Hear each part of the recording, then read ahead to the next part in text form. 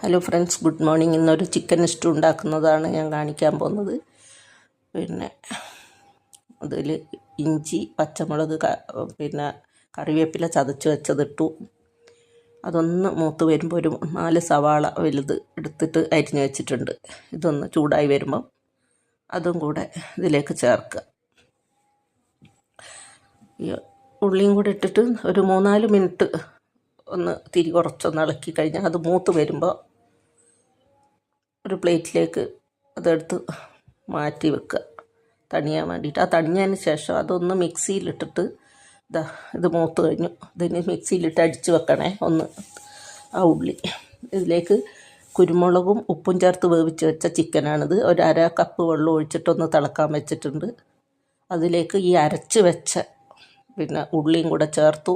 അതിലേക്ക് പെരിഞ്ജീരകം, പട്ട, ഗ്രാമ്പു പച്ചയിൽ പൊടിച്ചത്, വറുത്ത് പൊടിക്കലല്ല, പച്ചയിൽ പൊടിച്ചത് ഇട്ടിട്ടുണ്ട്. ഇത് നല്ലോണം ആ ഉള്ളീൻ്റെ അതിൽ നല്ലോണം തിളച്ചു. അതിലേക്ക് തേങ്ങാപ്പാൽ ഒഴിച്ചു. കുറച്ചൊന്ന് ചെറുതായിട്ട് തേങ്ങാപ്പാൽ കുറഞ്ഞോന്ന് തോന്നുന്നുണ്ട്, കുറച്ചുകൂടെ ഒഴിക്കാം. കുറച്ചുകൂടെ തേങ്ങാപ്പാൽ ഒന്ന് ഒഴിച്ചു. നമ്മുടെ ചിക്കൻ സ്റ്റൂ റെഡി. നിങ്ങളും ഇങ്ങനെയാണ് ഉണ്ടാക്കാറ്. ഇത് നല്ല ടേസ്റ്റ് ഉണ്ട് കേട്ടോ, കണ്ട പോലെയൊന്നുമല്ല. പിന്നെ പുറത്തുനിന്ന് വാങ്ങുന്ന മസാലകളും അങ്ങനെയുള്ളതൊക്കെ ഞാൻ കളറിന് വേണ്ടിയിട്ട് ആഡ് ചെയ്യുന്നത് കുറവാണ്. അതുകൊണ്ട് എൻ്റെ കറിയൊക്കെ ടേസ്റ്റ് ഉണ്ടാവും.